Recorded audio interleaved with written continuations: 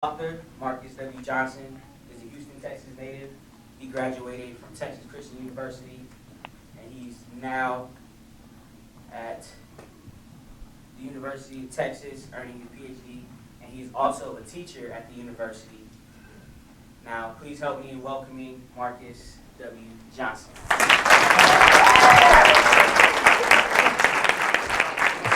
I appreciate that, man. Thank you, Big Time. All right. There you go. We're going to have some fun with this thing. I think what was missing in that bio is the fact that Josh and I went to TCU together, and they didn't have up there how I used to school Josh in basketball. So now I'm just playing. It's interesting though. First of all, let me thank the people who have thrown this. I know a lot of times there's a backstage to many of the things we do, and things like this don't just happen. From the moment that I've been notified of this, Josh, Ebony, Marty Cruz, Terrence, everyone has treated me with the utmost respect. I appreciate that. And everyone else whose work has gone into presenting this, I think has been amazing, as well as the presentations. So I'd like to give everybody a round of applause for that as well. All right. I guess just hit this. Yeah, that's cool. All right. So I guess this will be like a dialogue. You guys can chime in. You know, preachers always say they like an amen corner. You can say something, you can raise your hand, you can comment, whatever the case may be. This is a communication that goes both ways for me. So when I'm presenting throughout the thing, you can definitely chime in. The first question I wanted to ask of the group is, has everyone eaten at McDonald's? Okay, raise your hand if you eaten at McDonald's. And I like walking around, so it's all good. All right, pretty much everybody. Okay. Oh, no, it's cool. Have you, yeah, that'll be cool. Have you, please raise your hand if you've eaten a hamburger at McDonald's. All right. Special sauce, lettuce, cheese, all that. Okay. All right. Now I'd like to ask, let's see, how would I put this? Has McDonald's been the best hamburger that you've had? No. Raise your hand if McDonald's has been the best hamburger you've had. Okay. All right, good. Okay. Now I would like to ask, who all thinks McDonald's as a company or an organization is successful? Okay, I want to say that just to say this. A lot of times, especially as underdogs, we have this notion or this concept that we have to be perfect with everything we do just to be successful, and that is not the case. And I wanted to present this to start off to sort of break the notion, the common sense notions, the limits that we think we have to be perfect in order to be successful and get things done. And this is one of the most successful companies in the world. And we've all known the Quarter Pounder is not the best burger going on right now.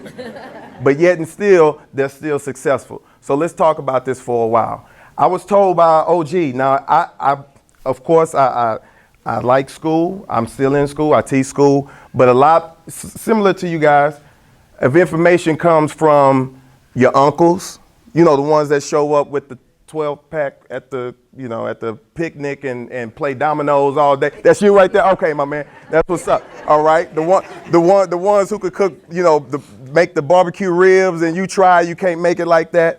A lot of my information comes from friends that society wouldn't necessarily give value to. But one thing I will like to say is that we all have a cultural knowledge that can help us within whatever we do. And so one of the things one OG told me back in the day is like, the day you get in the game is the day you decide to get out the game. I'm going to say that again. The day you get into a game is the day to decide how to get out of the game. Now, what does that mean? Well, he unfortunately was in illegal activities. Let's just put it to you like that. But what he was saying is he wanted to transition that into something else. And the first day he got in, he started thinking of how to get out. Now, it's the same thing with us. The first day we go to kindergarten, they're already thinking about how to get us out of school in 12th grade. The first day you get a car loan, that should be the first day you think of how to get out of that car loan. The first day you get a mortgage should be the first day you start thinking how to get out of the mortgage. First day you get a student loan. Don't just sit back and chill. They have all your information. Trust me, I know. They will call you from a regular number and you think it's somebody from the house. Yeah, the 866 numbers, the 800 numbers, nah, that's not, They coming straight from your area code. And so what I want us to start thinking about is strategizing the day we get into something, how to get out of it. Initially, the reason why I wrote the book is because I felt stuck. I don't know if a lot of you guys out there have the same experience, but there were some things I wanted in life that I didn't see myself accomplishing for whatever reason. And one of them was I wanted to be a professor. I wanted to be a straight up college professor. I wanted the class to be engaging. I wanted to be crunk. I wanted to, you know what I'm saying, like tell me about stuff that I know. But all of the professors sort of look like, sound like a particular way. Do y'all know what I'm talking about? Yeah. Okay, all right. And so I was like, man, I'm stuck. I'm frustrated. No one within my family. I mean, I can go and talk to them about this, but I can't talk to them about a college application or how to get my master's, how to study for the GRE. All of this I'm learning on my own, but that was okay. Because the professors, they didn't know about this culture. Okay, they didn't know about this culture. I'm from Houston. I'm from down south. Some people say I talk slow. That's okay. It's all right. We listen to screw music, all of that good stuff. But this is the culture that I came from. You have gold teeth. You park a lot. Parking lot, you know, okay. That's just another way to say you didn't have money to get in the club. Came up listening to UGK, Scarface, Pop, MC8. What's my man in the Bay Area? E40? Ooh. All of them. Sugar T, all of that. Yeah, right? And I'm wondering, this context, what my culture, what I come into the classroom, one is in value, one is respected, and how can I translate that into trying to get a degree, which I don't know if I'm at the gambling casino, because I don't know if that's going to pay off either. Well, let me tell you it does. Here we go. It wasn't only that culture I came from. What I started learning is we come from this culture too. And one thing I found out, Noah, Lazario, is that we like to celebrate being 12 years a slave when we were thousands of years a king. And I just don't understand that. So we look here, I start reading about, someone said earlier about Black Wall Street. Black Wall, come on, man. Betsy Coleman, an aviator. My man right here that looked like Stevie Wonder. Imhotep. I'm telling you, Imhotep was cold, straight up. He was a master of medicine, science, math. Mansa Musa, the most paid man in history. But why we don't hear about this in class? Like somebody said, we hear a lot about one person, but why don't we hear about Stokely Carmichael? Why we don't hear about these other activists? I don't know. So I just started to continue to check things out. One thing I would like to say is systems are designed for people who can't create their own shot, Josh.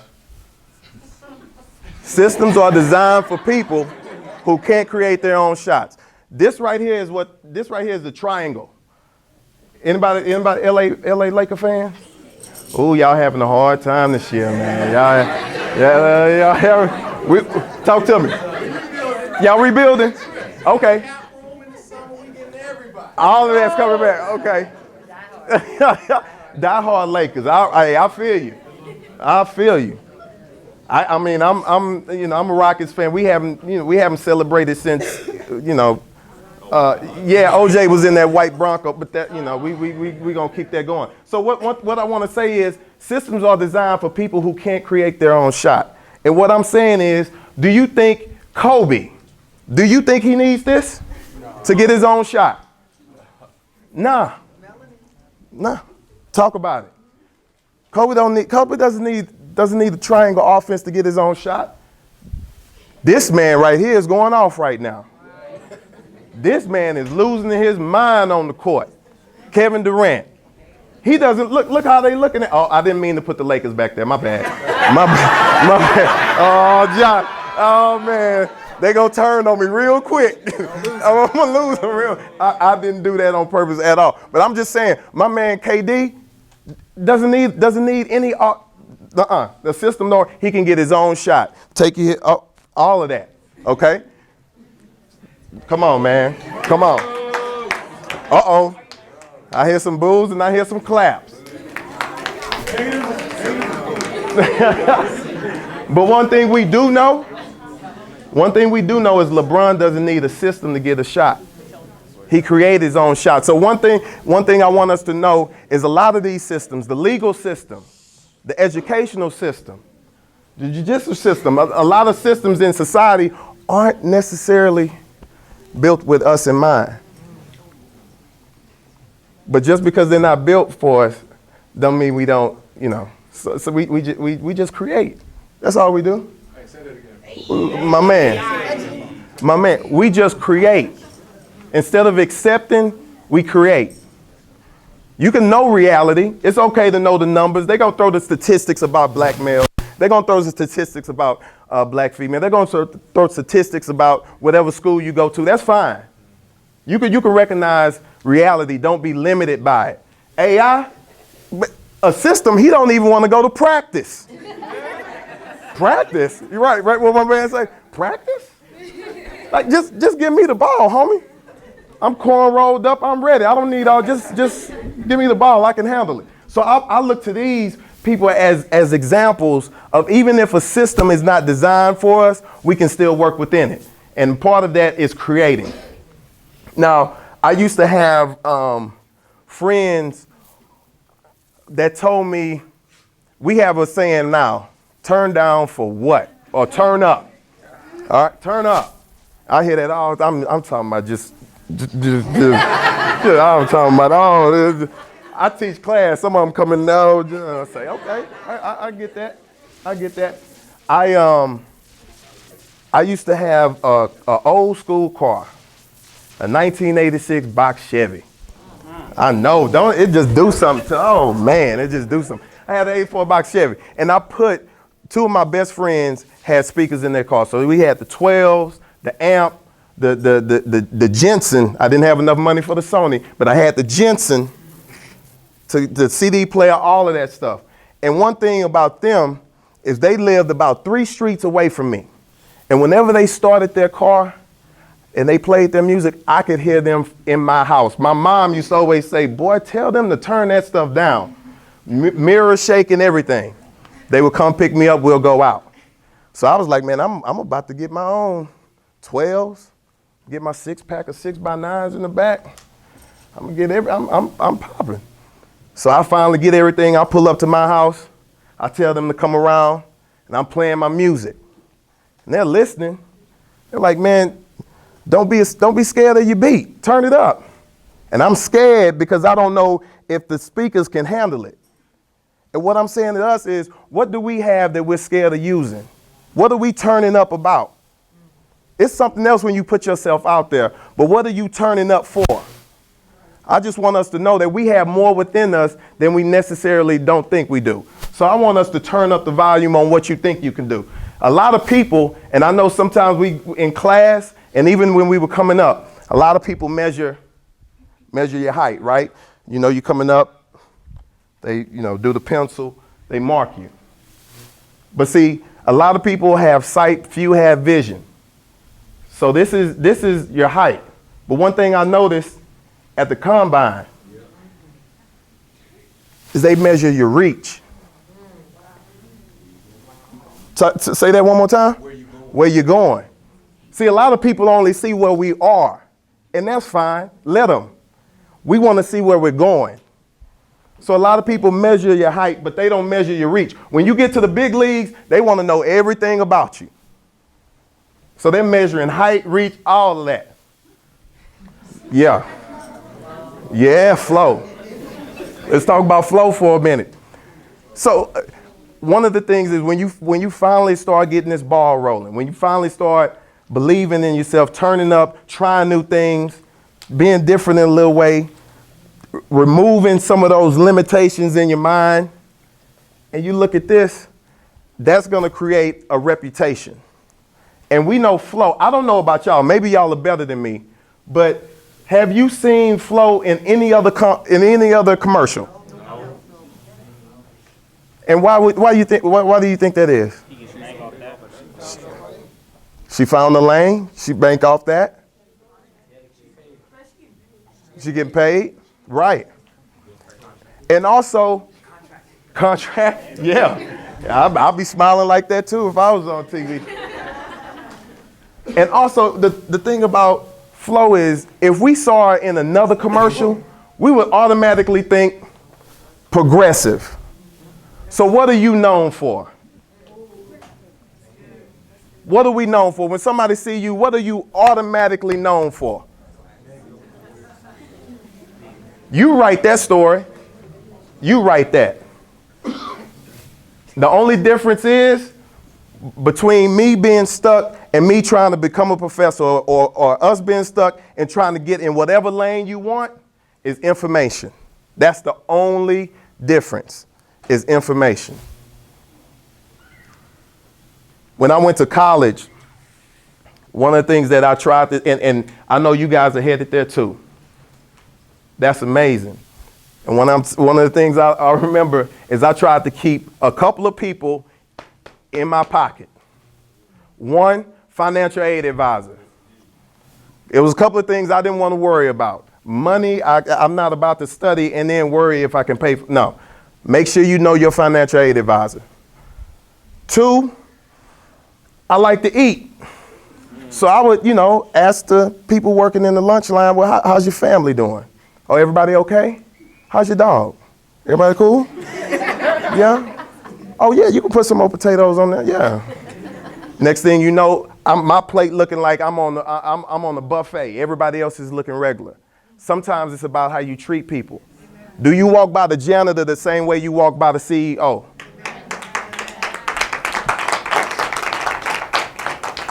Yes, ma'am. No, ma'am. Thank you. I appreciate it. Goes a long way. Goes a long way. And another person I kept in my pocket also was the person in charge of residence because I wanted to eat, sleep, and have money. I could do the rest. I could study. If I had those three, I'm good to go. The difference with reading, what we're talking about now, which is so powerful, so powerful.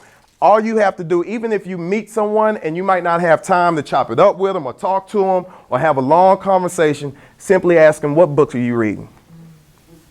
One quick question. What book are you reading? They'll throw that out to you. You go get that book. Now you have the same information they do. Very quick. I don't need 5 minutes, which I just want to ask, what books you reading? Okay. Let me go ahead and put that in the iPhone. Have a good one. And go straight to Amazon, the library, wherever, and get that. Also, when you're reading a book, a lot of people try to take 10, 15, 20 things out of it. Sometimes it's just one thing you need. Straight up. It's just one thing. Just one thing. Don't worry about all of that. Even in class, sometimes we get so loaded with information. Just take one thing from class. I'll worry about the remainder later. Let me make sure I get the first multiplication right. Okay, now I got that, I can move on. Focus on one thing. And in pretty much the scale of this is what I want to call, we a lot of times refer to life as a race. And people like to say that life is not a sprint, or life is a sprint.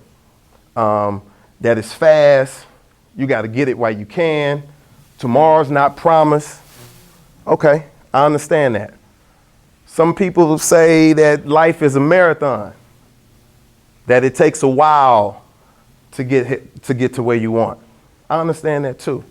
But for me, the way that I'm finally processing this is that life is a relay.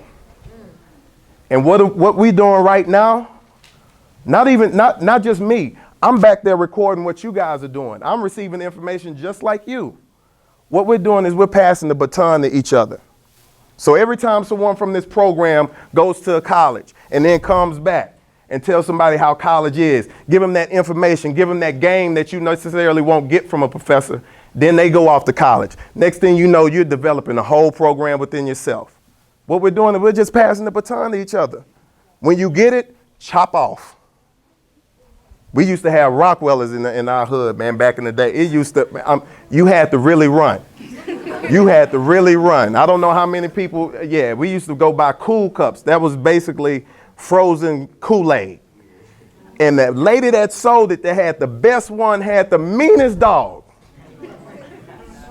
It was a trip. And so if she didn't come, that dog would chase you. But all I'm saying is, when you get that baton, run, do your thing. My goal is just to make smart the new cool. Please don't let anybody tell you what you can't do. If there's any way that I could be of any assistance through your college application process, through all of that, by all means, holla at me, man. It's been a pleasure. Thank you, everybody.